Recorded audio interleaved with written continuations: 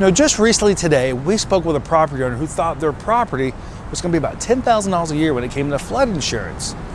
Is it all the same? What are some things you can do to help minimize this pricing long term?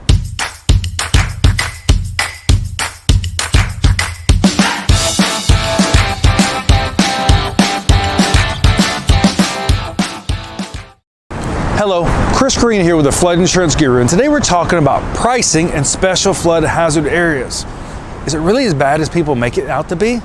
Just recently today, we spoke with a property owner who thought their property was going to be about $10,000 a year when it came to flood insurance. Realistically, it was about $800. So today we're talking about pricing in special flood hazard areas. Is it all the same? What are some things you can do to help minimize this pricing long term? First of all, remember, it's all based on individual structures really, whether we're talking about private flood insurance or the National Flood Insurance Program.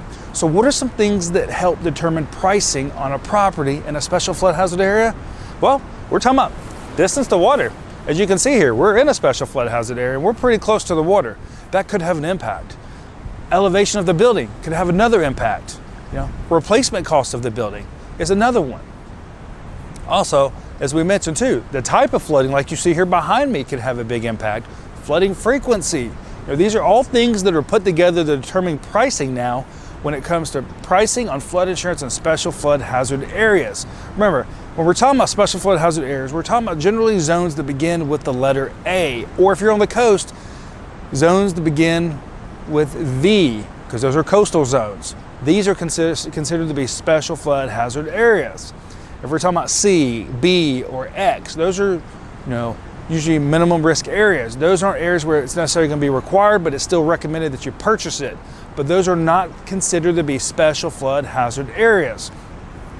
So these are some things that are put together to determine the pricing on special flood hazard areas. Now it's also important to understand that maybe if you have an FHA loan, as of right now, you have to go through the National Flood Insurance Program for your loan and your flood insurance as of spring 2022, which means you really only have one option, which could have a big impact on your pricing.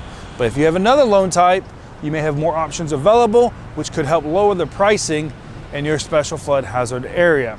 So if you've got questions about pricing on flood insurance in special flood hazard areas, click below to visit our website, floodinsuranceguru.com. Remember, we have an educational background on flood mitigation, which means we can help you understand flood risk like this right here.